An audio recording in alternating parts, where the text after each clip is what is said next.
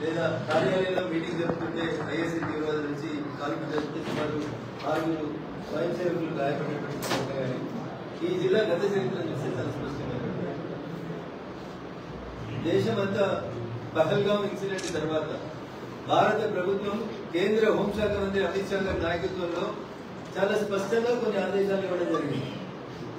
ఈ మీ రాష్ట్రాల్లో ఉన్నటువంటి విదేశీయులను గుర్తించి అది బంగ్లాదేశీలా, పాకిస్తానీలా, ఇతరత్ర వచ్చిన మదర్సాలు ఉన్నారా, మసీదులు ఉన్నారా, ఇంకా వేరే రకంగా షెల్టర్ తీసుకుంటున్నారా, వీళ్ళందరినీ ఐడెంటిఫై చేసి ఆయా దేశాలకి తిరిగి పంపించమని చెప్పి భారత ప్రభుత్వం అన్ని రాష్ట్రాల ముఖ్యమంత్రులకి చాలా స్పష్టమైనటువంటి ఆదేశాలు ఇవ్వడం జరిగింది. తెలంగాణ రోహింగ్యాలకి అడ్డాగా మారింది. భాగ్యనగరమే కాదు, నిన్న మొన్న చూస్తే మా మెదక్ జిల్లా లాంటి ప్రాంతాల్లో కూడా మదర్సాల పేరుతో జరుగుతున్నటువంటి ఇన్సిడెంట్స్ అనేవి దురదృష్టకరమైనటువంటి ఇన్సిడెంట్స్. నేను నిన్ననే రాష్ట్ర ముఖ్యమంత్రి గారికి ఒక ఉత్తరం రాసినాను. ఏదన్నా ఊర్లో ఈ నల్గొండలో ఎవరైనా ఒక స్కూల్ పెట్టిననుకో, ఇంగ్లీష్ మీడియం స్కూల్ 5వ తరగతి దాకా స్కూల్ పెడితే కూడా పొద్దున లేవగానే ఎంఈఓ పోతాడు, డిఈఓ పోతాడు, కలెక్టర్ పంపించిందంటారు, కంప్లైంట్ వస్తే స్కూల్ కు లైసెన్స్ ఉందా, పర్మిషన్ ఉందా లేదా చూసి సీజ్ చేస్తారు.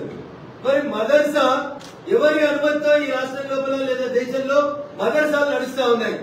ఎందుకు ఒక ఎంఈఓ, ఒక డిఈఓ లేదా జిల్లా కలెక్టర్ ఈ రోజు దాకా ఒక్క మదర్సాను విజిట్ చేసి మదర్సాలో ఉన్న విద్యార్థులు ఏ రాష్ట్రం వాళ్ళు, ఏం చదువుకుంటున్నారు, ఏం చదువు చెప్తున్నారు, వాళ్ళకి ఇచ్చేది సర్టిఫికేట్ ఏమైనా ఉందా, ఈ సర్టిఫికేట్ తీసుకున్న తర్వాత వాళ్ళు వెళ్ళిపోయి ఈ దేశంలో ఏ రాష్ట్రాల్లో ఉంటున్నారు అనేటువంటి విషయంలో ఎక్కడైనా ఏమైనా అంచనా ఉందా అనేది ఒక విషయం లోపల చర్చ జరగాల్సినటువంటి అవసరం ఉంది. ఇది జరుగుతలేదు. ఎంతసేపు భారతీయ జనతా పార్టీ అనగానే ఒక వర్గానికి వ్యతిరేకమైన బదనాలు చేస్తున్నారు తప్ప నల్గొండ లాంటి జిల్లాని స్లీపర్ సెల్స్ కి అడ్డాగా వాడుతూ నేరాలు ఘోరాలు అన్ని కూడా నల్గొండ లాంటి ప్రాంతాల్లో ఐఎస్ఐ తీవ్రవాదులు వచ్చి చేస్తా ఉంటే ఈ రోజు దాకా ఈ జిల్లా ఎస్పీ గాని కలెక్టర్ గాని మా జిల్లాలో ఇన్ని మదర్సాలు ఉన్నాయి, ఇంతమంది బంగ్లాదేశీలు ఉన్నారు, ఇంతమంది రోహింగ్యాలు ఉన్నారు, ఇవి అధికారిక లెక్కలు అని లెక్కలు పెట్టడానికి మనం చెప్తలేదు.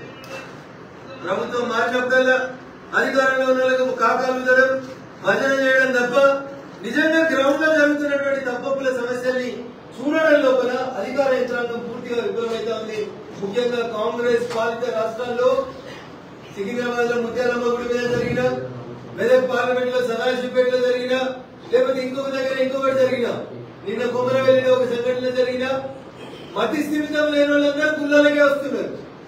మసీదులో పోతలేరు, చర్చిలో పోతలేరు, ఇతర ప్రార్థనా మందిరాలకు ఎక్కడ కూడా ఎవరు పోయినట్టు కనబడతలేదు. ఎందుకంటే నేను ఇప్పుడు వస్తుంటే నిన్నటి నుంచి మా సిద్దిపేట జిల్లా కొమరవెల్లి దగ్గర ఒక ఇష్యూ జరుగుతా ఉంది. ఆ ఇష్యూలో పోలీసులు ఎంత సింపుల్ గా చెప్తారంటే అతనికి మతి స్థిమితం లేక గుడి లోపలిపై దైవ విగ్రహం మీద యూరిన్ పాస్ చేసిండు అని చెప్తారు. నేను అడుగుతున్నా పోలీసులని, ఏ ఒక్క రోజన్నా ఏ ఒక్క మసీద్ దగ్గర ఇట్లాంటి సంఘటన జరిగింది, మతి స్థిమితం లేని మసీదు రిటర్న్ చేసిండు లేదా చర్చి రిటర్న్ చేసిండు అనే వార్త వచ్చిందా? ఏడ కాదు. మా జిల్లాలో అయితే పోలీసులు ఇంకా ఒక అడుగు ముందుకే చెప్తారు, కోతి పోయి విగ్రహాన్ని ఊపి పడేసింది అంటాడు. కోతులు పడేసేంత తేలికగా విగ్రహాలు ఉంటాయా? అంటే సమర్థించుకునేటువంటి ప్రయత్న క్రమంలో హిందువుల మనోభావాలు దెబ్బతింటున్నాయి అనే అంశాన్ని పోలీస్ యంత్రాంగం గుర్తించకపోవడం అనేది బాధాకరం. Nalgonda is such a sensitive district. ఈనాడు వామపక్ష తీవ్రవాదం, ఇటు ఐఎస్ఐ తీవ్రవాదం అన్నింటికీ ఇది అడ్డాగా ఉపయోగపడుతుంది. భారతీయ జనతా పార్టీ ఎదుగుదలకి మొదటి నుంచి ఇక్కడ ఈ 2 తీవ్రవాద సంస్థలకు సంబంధించిన వ్యక్తులు వ్యతిరేకంగా పనిచేస్తుంటే మా కార్యకర్తలు అనేక మంది ప్రాణత్యాగాలు కొట్టి ఈ జిల్లా లోపల భారతీయ జనతా పార్టీని కొనసాగిస్తూ ముందుకు తీసుకుపోతా ఉన్నారు. This is the right time. After Pahalgam incident బట్టలు ఇప్పించి మతం పేరు మీద హిందువులను కాల్చి చంపిన తర్వాత ఇలా హిందూ సమాజం ఆలోచించాలి. ఎటు పోతా ఉంది దేశం? కొన్ని రోజులు లవ్ జిహాద్ అన్నారు, ల్యాండ్ జిహాద్ అంటున్నారు. కిషన్ గంజ్, గుజరాత్, బీహార్ ఇట్లాంటి ప్లేస్లలో ల్యాండ్ జిహాద్ కు వస్తున్నారు. ఇట్లా రకరకాలైనటువంటి పేర్లు చెప్పుకుంటూ వస్తూ ఇలా మదర్సాల పేరుతో జిహాద్ చేస్తా ఉన్నారు. కాబట్టి మదర్సాలన్నీ కూడా నేను సూటి కడుతున్నా మా నల్గొండ జిల్లా కలెక్టర్ గారిని, ఎస్పీ గారిని, మీరు స్కూల్ ఇన్స్పెక్ట్ చేస్తారు, కాలేజీలు ఇన్స్పెక్ట్ చేస్తారు, ఆసుపత్రులు ఇన్స్పెక్ట్ చేస్తారు, వీ హావ్ నో అబ్జెక్షన్. అట్లే మదర్సాలను ఇన్స్పెక్ట్ చేయండి, మదర్సాలో ఉన్న విద్యార్థుల పేర్లు తీసుకోండి, అక్కడ ఉన్నటువంటి టీచర్లు ఎవరనేది ఎంక్వైరీ చేయండి, వాళ్ళకి ఇస్తున్న సర్టిఫికేట్ కోర్స్ ఏంటనేది ఎంక్వైరీ చేయండి. ఈ దేశంలో అందరం సమానమే, ఈ దేశం మాది అని వాళ్ళు కూడా చెప్తున్నారు. మరి ఈ గడ్డ మీద నడుస్తున్నటువంటి ఇల్లీగల్ ఇన్స్టిట్యూషన్స్, స్కూళ్లు, కాలేజీలని మీరు నోటీసులు ఇచ్చి ఫైర్ పర్మిషన్ ఉందా, మున్సిపాలిటీ పర్మిషన్ ఉందా, ప్లే గ్రౌండ్లు ఉందా, 100 రకాల కారణాలు అడుగుతారు ఒక స్కూల్ పెట్టాలంటే. What about madrasas? భారత రాజ్యాంగం డాక్టర్ బిఆర్ అంబేద్కర్ గారు రాసిన రాజ్యాంగంలో ఎక్కడైనా మదర్సా ఎవరు పడితే వాళ్ళు ఎక్కడ పడితే అక్కడ పెట్టుకోవచ్చని ఎక్కడ ఉందా అనేది ఆలోచించాలి. నల్గొండ లాంటి సెన్సిటివ్ జిల్లాలో ఇట్లాంటి విషయాల గురించి మాట్లాడకపోతే మేము కులగణన చేసినాం, దేశానికి ఆదర్శంగా ఉన్నాం, నథింగ్ ఈజ్ రాంగ్. అది ఎన్ని తప్పులు ఏంటంటే ఆ కులాల బయటకు వచ్చి మాట్లాడుతా ఉన్నారు. ఈ కాంగ్రెస్ పార్టీ ఎమ్మెల్సీ వచ్చి మాట్లాడుతున్నాడు, మీరు చేసిన కులగణన ఎంత చక్కగా ఉంది, బీసీల సంఖ్యను ఎట్లా నాశనం చేసిరని బీజేపీ వాళ్ళు మాట్లాడతలేరు. మీ సొంత పార్టీ ఎమ్మెల్సీ మీరంతా కాలం బట్ట కట్టుకొని తిరిగి గెలిపించిన మీ ఎమ్మెల్సీ చెప్తా ఉన్నాడు మీకు. అందుకని ఇప్పటికైనా ఆలోచించమని చెప్పి ఈ రాష్ట్ర ప్రభుత్వాన్ని విజ్ఞప్తి చేస్తా ఉన్నాను. ఇది దేశానికి సంబంధించి దేశ ప్రజల ఆలోచన విధానంలో ఉన్నటువంటి అంశం అయితే, నేను నల్గొండకు వస్తూ చూస్తా ఉంటే చాలా చోట్ల ఐకేపీ కొనుగోలు కేంద్రాలలో వడ్ల కొనుగోలు జరుగుతలేదని, సెంటర్ల దగ్గర ఇబ్బందులు వస్తా ఉన్నాయని, నిర్ణీతమైనటువంటి ధర ఇస్తలేరని రైతులు అవస్థ పడతా ఉంటే భారతీయ జనతా పార్టీ నాయకత్వంలో మా నాయకులు కొందరు పోయి ఐకేపీ సెంటర్ల దగ్గరికి ఇతర ప్రదేశాలపై ధర్నాలు చేస్తే ఇలా ఐకేపీ సెంటర్ల దగ్గరికి ఎవరు రావద్దనే ఒక రకమైనటువంటి ఆర్డర్ని, కనబడిన ఆర్డర్ని ప్రభుత్వం పాస్ చేసినట్టు కనబడింది. భారత ప్రభుత్వం ఎంఎస్పీ 2350 రూపాయలు ఇస్తుంటే నల్గొండ జిల్లాలో 300 ఎవరి కమిషన్ వస్తుందో ఒకసారి ఆలోచించాలి. మీరు ఇస్తానంటే సన్నవడ్ల 500 బోనస్ దేవుడెరుగు, 2350 ప్లస్ 500 2850 రూపాయలు దక్కాలి రైతుకి న్యాయంగా. సన్నవడ్లు పండించిన రైతుకి వస్తుంది ఎంత? 2050 రూపాయలు వస్తుంది. ఇది రఘునందన్ సొంత కవిత్వం చెప్తలేడు.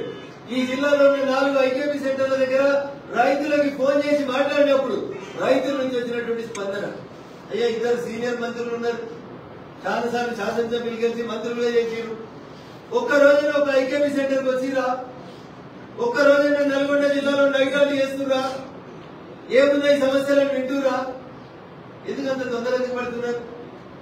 మా మానస పుత్రిక అని చెప్తాడు మా ఇంకా ఎలక్షన్లు రాగానే ఎస్ఎల్బీసీ నీళ్లు వస్తాయి నల్గొండకి, 99లో గెలిస్తే 2005లో రాజశేఖర రెడ్డి శంకుస్థాపన చేసే 2025 2 दशक खत्म हो गए कहना, 4 बार एमएलए बन गए, 1 बार सांसद भी बन गई, 2 बार मिनिस्टर भी था, अभी भी मिनिस्टर है. एडवाइस कोमटिरेड्डी वेंकटरेड्डी गारू ఆఖరికి ఎస్ఎల్బీసీలో చచ్చిపోయిన డెడ్ బాడీని బయటికి తీసేందుకు కూడా కాంగ్రెస్ ప్రభుత్వానికి చేతనైంది. This is your faith, this is your contribution. ప్రజలు మిమ్మల్ని నమ్మి కాంగ్రెస్ వస్తే మా బతుకులు మారుతాయని, ప్రజాపాలన వస్తుంది అనుకుంటే చచ్చిపోయిన డెడ్ బాడీలను కూడా తీసేంత శక్తి కాంగ్రెస్ ప్రభుత్వానికి లేదంటే దురదృష్టకరమైనటువంటి విషయం. అందుకని దయచేసి ఎదురున్న పార్టీలను తిట్టడు పక్కన పెట్టి సొంత జిల్లాలో ఏమైతుందో ఇద్దరు సీనియర్ మంత్రులు దయచేసి ఆలోచించాలి. ఐకేపీ సెంటర్లు రైతుల సమస్యలు వెంటనే అడ్రస్ చేయాలి. మీరు ప్రామిస్ చేసిన 500 బోనస్ తో కలిపి వడ్ల కొనుగోలు కేంద్రాన్ని ఒక్కడనే విజిట్ చేయండి మంత్రి గారు, నిజంగా మీకు చిత్తశుద్ధి. రఘునందన్ చేసిన ఆరోపణ తప్పైతే 2350 రూపాయలు మీ ఐకేపీ సెంటర్లలో రైతులకు ఎంఎస్పీ వస్తున్నట్లయితే రేపు నిజాయితీగా ముందస్తు ఇన్ఫర్మేషన్ లేకుండా ఒక్క ఐకేపీ సెంటర్ దగ్గరికి ఇద్దరు మంత్రులలో ఏ ఒక్క మంత్రి అని వచ్చి ఐకేపీ సెంటర్లో రైతులతో నిజాయితీగా మాట్లాడు. పోలీసులు బందోబస్తులు పెట్టుకొని వచ్చి దౌర్జన్యం చేసి మీ పార్టీ నాయకులందరూ పోయి 2350 వస్తుంది, 500 బోనస్ వస్తుంది అని బాగా కుదరకూడదు.